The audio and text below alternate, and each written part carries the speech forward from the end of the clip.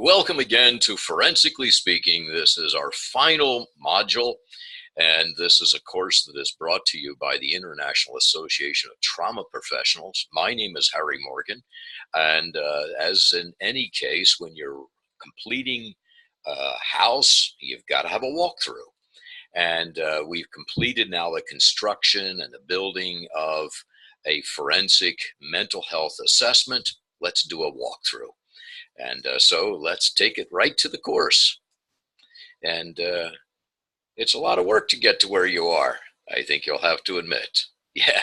All right, let's now take it to a written report is the product of the evaluation process. The report serves to document, to educate, to guide decisions regarding the client's containment and treatment. It should be detailed and specific. Now we want to look at the defendant's name. You put their full name, no pet names, nothing like that. That'll be for later on if they go by an alias, but it's their full legal name. And then the case number that's been assigned by either the court or by the Department of Corrections. And then who referred you? Was it an attorney? Most of the cases will be by an attorney or by an agency. It could be Safe Children's Coalition or something like that, but in any event, who referred you? And then a succinct statement as to what the referral question is. You may have already worked that out with an attorney or whoever it was to refine the referral question, but make sure that it's a specific question. The location of the evaluation, where did it take place? Was it in a hospital, your office? Where was it? And you're giving the actual address. And then the dates of the interview, please notice the style in which the date is given. It's always the month first, the day, by a / between each of those dates. And then we go to the sources of the information. You'll need to list all of the clinical tests that you used in the formation of the actual evaluation. A summary of the records that were reviewed. So you went to the court records, the arrest records, any military records, medical records, literally anything that is germane to the referral question that you are addressing in this report. And then collateral consultations. You may have met with the defendant's family by phone or in person. And if you did, by the way, that would also be noted. By medical doctors, if you met with them. And then the identifying data. This is usually a paragraph long. It's a succinct statement of the age, race, social or sexual orientation, place, date of birth, weight, height, those kinds of things. And if there's any distinguishing markings, any tattoos or piercings, anything like that that would distinguish that individual. And then the summary of significant data, the defendant's charge. Why was this referral question given to this individual? Why are we even doing the assessment? And the informed consent. There is a statement that is needing to be included. You don't have to go into a whole lot of detail. You don't need to mention Dalbert and so forth, but you do need to affirm that the defendant was informed, the nature of the information they received, the extent of confidentiality, and that they signed a statement, not just simply conferred verbally, but signed a statement of consent. And then the social report, it usually begins with their birth and development. If it was an unusual birth, you're going to note that. Their marital status, if they were divorced, how many times they were divorced. You don't need to list all of their spouses' names and so forth, by the way, but at least the fact of their history. The religious history, if that is important. And sometimes it is, sometimes it is not. Their education, the level of their education, the courses, if they got degrees, what their degrees are in. And then the social report will be the financial history and status. How many times did they have employment, and what their current level of employment is. Military history is important because it shows their level of discipline, their level of commitment to the country and so forth, that may be of value to the referral question once again. Sexual history, particularly if you're dealing with a charge of a sexual offense, or it's a sentencing of a sex offender, and so consequently that's going to be very important. Legal history, you'll want to record how many times they were arrested, if they were, and those kinds of things. Alcohol, drug abuse, substance abuse history, that's important. Medical history, and if they are on any kind of medication currently or at the time in which the offense occurred. Psychiatric and psychological history, if they were in treatment, if they were in residential treatment, if they have been seen by a psychologist, a therapist, mental health professional such as yourself. And then competency to stand trial. That's not always going to be the case, but sometimes that will be required. And if it is, we will have a course that will actually address just competency, but there's a number of tests that can be given. Sometimes, and depending upon the state you're in, IQ tests are expected, and then the structured MSE, and we'll get into that when we get into the competency to stand trial or competency for sentencing. And then we have the personality and psychopathy testing. Hair particularly is important. The MMPI, of course, is the major standby. The Milan, need to be careful of the Milan, particularly in court. Remember, when we're doing a forensic mental health assessment, it is different than if you're doing a clinical assessment. For the court, one of the things that the Milan is it's profiled on a psychiatric population. And so the opposing attorney may ask, was this client previously treated in a psychiatric setting? And if they weren't, then the next question is, why did you then use the Milan? It can over-pathologize the client that you're assessing. The PAI is my go-to. I find that to be very, very helpful. It's rich in information. 3 different assessments in terms of the validity of the test. I think you'll find that to be very good. If you haven't already used it, you need to look into it. The hair psychopathy test, I find that to be really, really helpful, particularly if I'm working with a criminal case. I had one recently, a murder case, where it was really important to assess the psychopathy, sociopathic or psychopathic assessment of the individual. And then the evaluation for drug abuse, substance abuse, the SASI, the substance abuse subtle screening inventory, along with the Maryland addiction questionnaire. Those 2 together, I find, there's many, many tests, but they're the 2 that I highly recommend if that is necessary in answering the referral question. Again, remember, everything goes back to the referral question. So your use of various testings is going to be determined by that. Then the sexual interest tests. If you're working with someone that has been charged with a sex crime or sexual sentencing, then the penile plasmograph is a test that is in many states expected to be used. If not that one, the ABLE assessment is the one that is the go-to, and about 60% of forensic evaluators use the ABLE.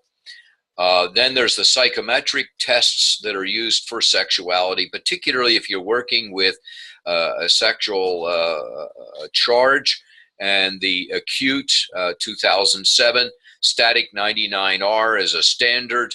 Also the static 2002, and it depends upon your state and which one is their go-to for that. The Vermont assessment of sexual offender risk is also a major standard. So they're the test, again, only if that is the referral question. If it has to do with violence, Then there are psychometric tests for that. Cognitive distortion scales is really helpful in determining whether or not a person's thinking.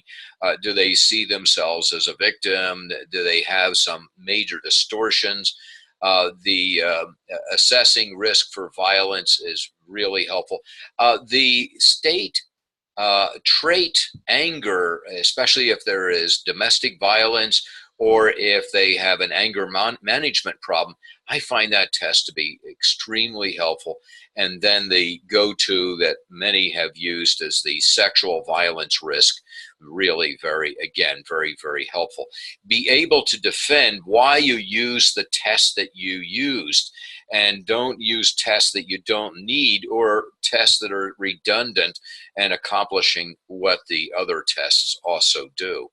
And then the specific incident polygraph, I find that to be very helpful. I use that quite a bit, both in treatment as well as in evaluations, but not always. Not always is it necessary, but it provides collaborative data.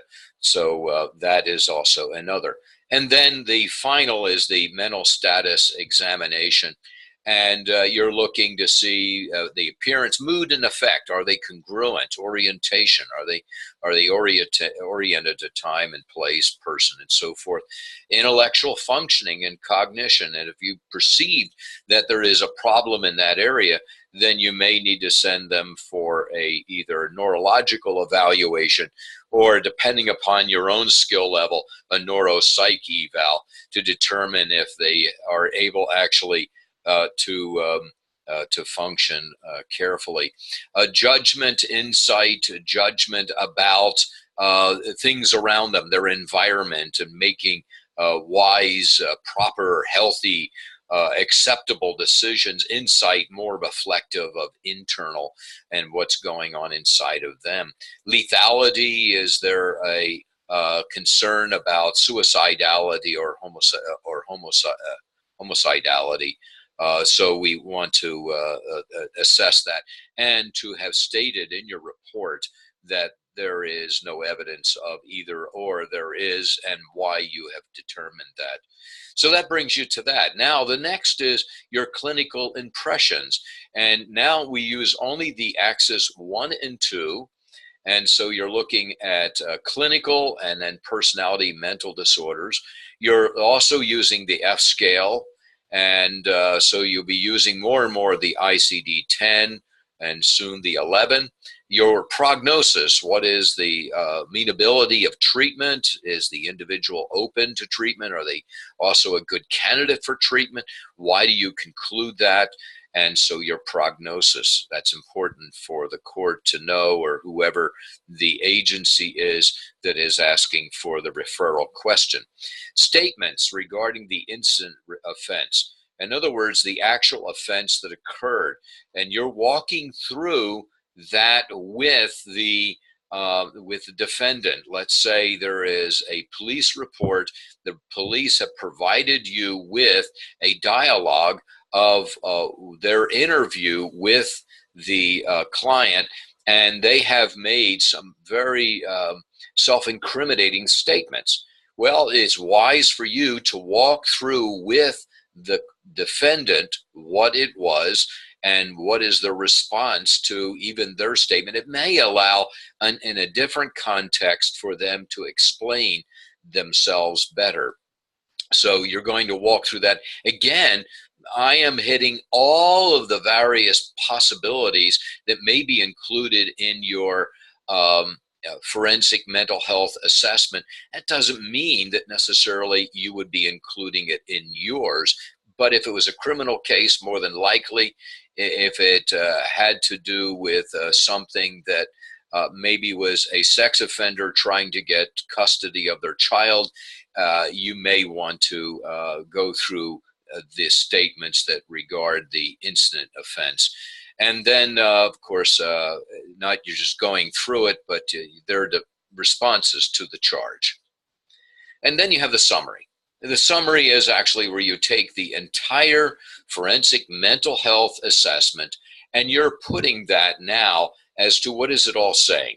I am moving point by point and now trying to say, what is it all saying? What are all these points drawing us to? What are the conclusions that you have made? And in the conclusions that you're making an assessment of the person's pathology or lack of pathology of their by the way, never in your report are you giving a composite that is complete of the individual, and nor are you affirming guilt or innocent. That's not our job. The conclusion is just simply a summary of their clinical, psychological assessment as it pertains to the referral question, and then your recommendations based on that conclusion. So it builds. You're building a house, you're building an assessment point by point. You're coming then to a summary that's bringing you to conclusions that, as your profession has brought you to that opinion, then to recommendations to the court. Finally, you're signing it with your signature block at the very conclusion. So that's the walkthrough. Now, things that you need to consider in making recommendations. First of all, their admission to the offenses. Does the client, does the accused make admissions? Are they accountable? Are they accepting accountability for their offense? Are they cooperative? Are they working with you? Are they working with their attorney? Are they willing to cooperate with the court's decision? The offense history and victim choice. Was it an older person, younger person? Was it a racial issue? What was the nature of their victim choice? And is this a repeat offense? Has it happened numerous times? Is it the first time? So it's important that we establish that. Escalation patterns. Is it where it has happened in the past, but each time it becomes more exacerbated from the first time and more violent from the first? And so that's also important to note in your recommendations. And then the level of psychopathy. Is that level such that the individual needs serious psychiatric help? And that's going to also be part of your recommendations, because you're needing to determine that. Sexual deviance in terms of arousal and interest patterns, this social interest. What do they have that are even in terms of support? The lifestyle characteristics and psychopathology. Developmental markers. Was there anything arrested development? Was there PTSD that contributed to the offense that was committed, and thereby to be considered in your recommendation in response to the forensic referral question? And then the history of criminal behavior. Again, you're considering that in your recommendation. If your recommendation does not in any way reflect a difference from their previous past, then we can expect probably no serious change. But if the history is going to be addressed by your recommendations, now it's going to be a more cogent recommendation. And then we have the substance abuse. Was that a major factor? Was there a comorbidity in the problem? Was there a problem? Yes, there was a sex crime that was committed, but the problem also was because of the use of substance that resulted in their violation of boundaries and committing the crime. And then the social support systems. What do they have in terms of family, friends, church? It may be other things that would contribute to their ability to correct their problems. There's no need to make recommendations, by the way, if we don't have the systems available to them. We need to always make recommendations that are based upon what the the person can actually follow through. Overall control and interventions, do they have that ability either internally, externally to help them? Motivations, are they motivated for treatment? Did they seek treatment personally? Then was their previous treatment? How successful was the treatment? Why wasn't the previous treatment successful? Victim impact and victim access, that if there was a victim that was affected negatively, then obviously that should be a cause for separation. They should not be with the proximity of that victim. Availability of treatment and supervision in the community. Is it that this person can get the treatment that you're recommending? And is there supervision in the community that they're in?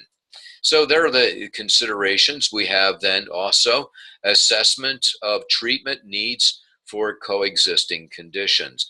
Again, is there anything else beside what you're treating initially that needs also to be treated, such as, again, if there was an addiction to a substance, that needs to be treated, as well as, let's say, it's a sex crime. The level and intensity of offense-specific treatment needs. It may be that we need a residential program. It may mean that outpatient is fine. We may think that it needs to be once a week, twice a week. So it's considering the intensity, and you need to be specific in your recommendation. The level and intensity of behavioral monitoring. So it's not just the treatment, but also observations of behavioral change. And again, that would be also helping to determine whether it's inpatient or outpatient. And then we have the assignment. And the assignment, you're at the end now. You've walked through, you've seen what the house looks like, you've seen the blueprint, you've done it all, and now your assignment is to submit a forensic mental health assessment of a real or fictitious client, not to exceed 10 pages. If it's 11 pages, I'm going to return it to you. It's got to be 10 pages. If it is a real client, block out all references to anything that is actual in your report. Do not give me socials. I don't want their real name. I don't want their attorney's name. You just simply can make initials if you have to. You can put in a bunch of X's where you want to. I don't care, but nothing is real. The referral question is, what mental health issues contribute to this client's maladaptive behavior? So you're going to define what the behavior is. You need to define what it is that contributed to that behavior. And the maladaptive behavior, by the way, is some kind of criminal behavior that resulted from it. And if the assessment is of an actual client, again, what I said before, remove all identifying data. Well, welcome to the course. Congratulations. I'm so happy that you have walked this through with me. I will look forward to seeing your final assessment.